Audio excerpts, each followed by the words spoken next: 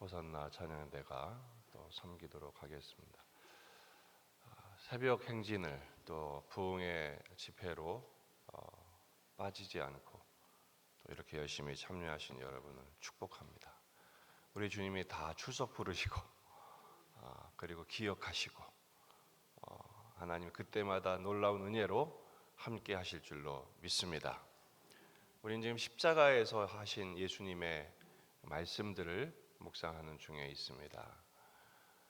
첫 번째 하신 말씀, 우리를 위한 용서의 기도를 하셨죠.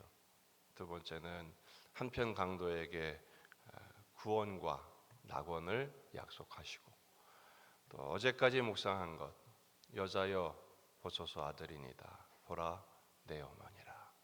한마디 한마디가 그 십자가에서 가쁜 호흡을 그리고 없는 기력을 다 짜내어 하신 말씀들이 주님의 그 평생의 사역을 요약하고 또 모든 사역을 성취하며 선포하시는 놀라운 의미들을 담고 있는 것을 묵상했습니다.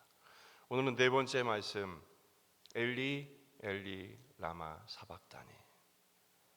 마가복음에서는 예수님이 하신 7가지 말씀 가운데 유일하게 기록되어 있는 예수님의 십자가서의 말씀입니다.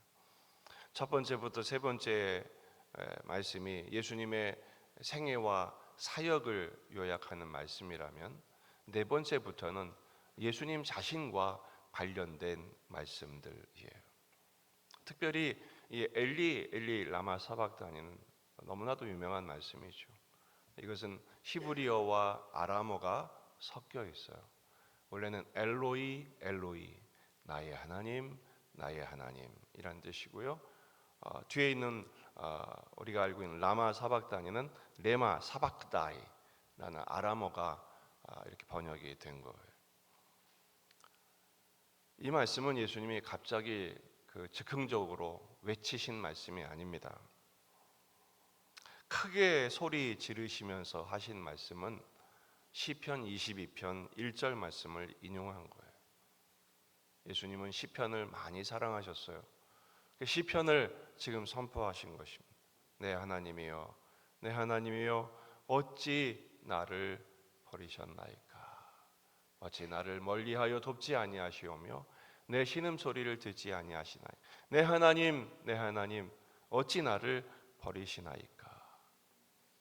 그러니까 이 십자가는 버려짐의 십자가입니다.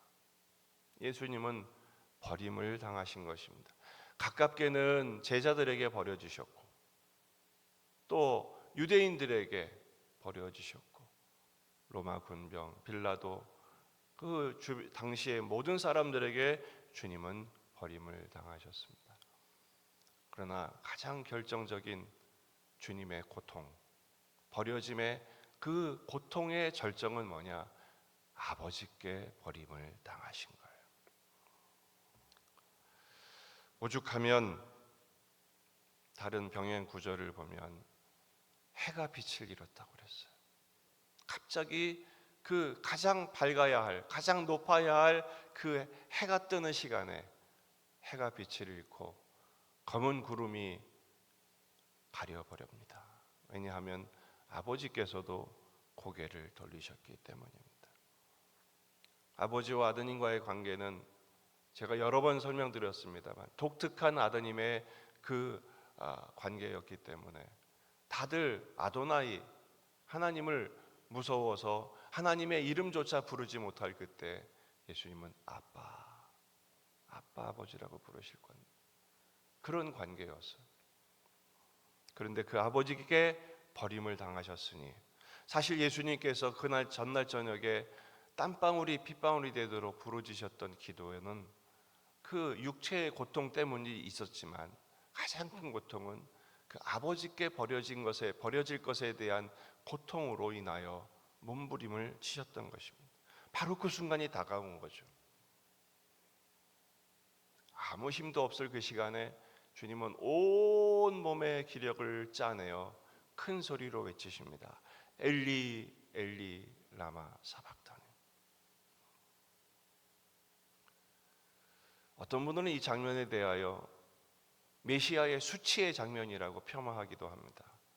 어떻게 온 인류를 구원해야 할 메시아가 그저 자기가 버려졌다고 그것 때문에 아우성을 칠 순간이냐, 채통도 없고 품위도 없다, 이런 식으로 폄하하기도 합니다. 하지만 오늘 이 말씀은 예수님 자신을 위한 것이기도 하지만 여러분, 이 주님의 외침은 바로 오늘 우리를 위한 외치심이었음을 기억하셔야 합니다. 주님이 이렇게 버려지신 것은 구약의 대속죄일의 사건과 깊이 연관되어 있어요. 구약의 성전에는 성소와 지성소가 있는데 그 성소와 지성소 사이에 큰 휘장이 있었어요. 그 휘장은 고증에 의하면 한 30cm 이상 되는 두께가 있었어요. 그것으로 철저하게 막혀 있었다고요. 지성소는 법궤가 있는 곳인데 그곳에 들어가는 사람은 단 유일한 한 사람, 대제사장입니다. 그것도 1년에 딱 한 번, 대속죄일에 그 지성소에 들어갑니다. 왜냐하면 거기는 하나님이 계신 곳이기 때문에, 하나님의 임재와 영광이 있는 그곳이죠. 그런데 그때 어떤 행사가 있느냐, 바로 아사셀 염소를 버리는 행사가 있습니다. 레위기 16장 20절 말씀을 읽으면서 설명합니다. 그 지성소와 회막과 제단을 위하여 속죄하기를 마친 후에 살아있는 염소를 들이되 아론은 그의 두 손으로 살아있는 염소의 머리에 안수하여 이스라엘 자손의 모든 불의와 그 범한 모든 죄를 아뢰고 그 죄를 염소의 머리에 두어, 그러니까 이 염소에게 모든 백성의 죄를 다 전가를 하는 거예요. 정한 사람에게 맡겨 광야로 보낼지니, 이 광야로 보내는 게 뭐냐? 광야에 버리는 겁니다. 염소가 그들의 모든 불의를 지고 접근하기 어려운 땅에 이르거든 그는 염소를 광야에 놓을지니라. 광야에 이 염소가 어떤 염소죠? 모든 죄를 다 전가반 뒤집어 쓴 이 염소를 광야에 놓는단 말은 말이에요. 무슨 말이에요? 버린다. 염소의 입장에는 버려진 거죠. 자, 광야에 버려진 염소의 운명은 어떻게 되겠습니까? 이 아사살 염소는 어떻게 되겠습니까? 짐승밥이 되는 것입니다. 맹수의 밥이로 그 광야에서 방황하다가 잡혀 먹힘으로써 이스라엘의 모든 죄는 속하게 되는 것입니다. 여러분, 이 장면이 마태복음 25장으로 넘어와요. 그래서 목자가 양과 염소를 분리시키는 그런 장면으로 나와요. 양은 어느 쪽이죠? 오른쪽. 염소는 왼쪽. 그런데 이 양과 염소에 대하여 목자의 선포가 의미심장합니다. 양들에게는 창세로부터 너희에게 예비된 나라를 상속받으라. 축복하시죠. 천국이 약속되어 있어요. 그런데 왼쪽에 있는 염소들에게는 저주를 하십니다. 이 저주받은 자들아, 마귀와 사자들을 위해 예비된 영원한 불에 들어가라. 주님은 그들을 버리신 거예요. 자, 왜 양들은 자기가 무슨 일을 했는지도 몰라요. 근데 예수님은 그들을 축복하십니다. 왜죠? 예수님이 어린 양이 되셔서 드려지신 바 되었기 때문에. 염소들은 저주합니다. 염소들은 항변합니다. 우리는 양들이 한 일을 똑같이 했다고. 주님은 부정하십니다. 왜 그러죠? 그 염소들은 버려진 존재이기 때문에 그렇습니다. 성경에 밖에 버리워 슬피 울며 이를 갈미 있으리라 라고 말씀하시잖아요. 그게 뭐냐? 버려진 염소이기 때문에 그렇습니다. 그런데요, 이 염소의 역할을 예수님이 담당하시는 거예요. 엘리 엘리 라마 사박다니, 이거 뭐예요? 어찌하여 나를 버리시나이까? 나는 버려졌습니다 라는 선포인 것입니다. 예수님이 그 염소를 자청하신 것입니다. 에베소서 5장 2절에서는 이렇게 해석합니다. 그리스도께서 너희를 사랑하신 것 같이 너희도 사랑 가운데서 행하라. 그는 우리를 위하여 자신을 버리사, 버려지신 거예요. 향기로운 제물, 어린 양, 유월절 어린 양으로 버려지셨죠. 희생 제물, 이건 뭐냐? 생축입니다. 살아있는 염소, 어린 양은 죽여서 드리잖아요. 이 희생 제물은 생축, 살아서 버려진 염소를 의미해요. 예수님이 그 어린 양의 사명과 버려진 염소의 사명을 동시에 이 십자가에서 감당하신 거예요. 왜 예수님은 이렇게 철저히 버려지셔야만 했을까요? 에덴 동산에서 첫 번째 인류인 아담과 하와가 버려졌기 때문에, 이 에덴 동산의 모든 축복을 받았던, 그리고 그것을 위해 예비됐던 이 동산에서 아담과 하와는 범죄함으로 말미암아 쫓겨나게 됐죠. 버려진 것입니다. 죄와 저주 상태에 노출된 것입니다. 두 번째 아담이신 예수님께서 그런 우리를 살리시기 위해, 그런 우리를 구원하시기 위해 친히 버려지시고, 예수님은 십자가에서 버려지시고 그 십자가의 은총을 입은 우리는 하나님의 품 안에 안기게 되었음을 믿으시기를 바랍니다. 예수님이 엘리 엘리 라마 사박다니를 외치시고 숨지셨을 때 그 휘장이 어떻게 됐다고요?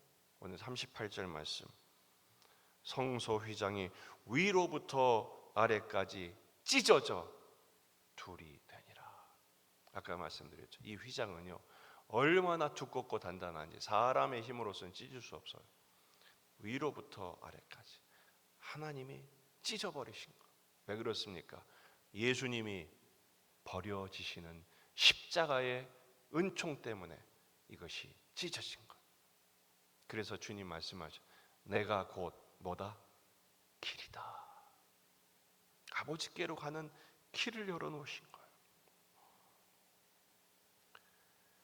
시편 27편 9절에서 다윗은 그래서 이렇게 놀랍게 고백을 합니다. 주의 얼굴을 내게 숨기지 마시고 주의 종을 놓아여 버리지 마소서. 주는 나의 도움이 되셨나이다. 나의 구원의 하나님이여, 나를 버리지 마시고 떠나지 마소서. 10절, 내 부모는 나를 버렸으나 여호와는 나를 영접하시리이다. 세상 사람들이 갖고 있는 깊은, 가슴속 깊은 고통과 상처와 응어리 중에 가장 많은 것 중에 하나가 뭐냐? 버려짐을 당한 것, 배신당한 것. 부모는 자식에게 배신당하고, 남편은 아내에게 버려지고,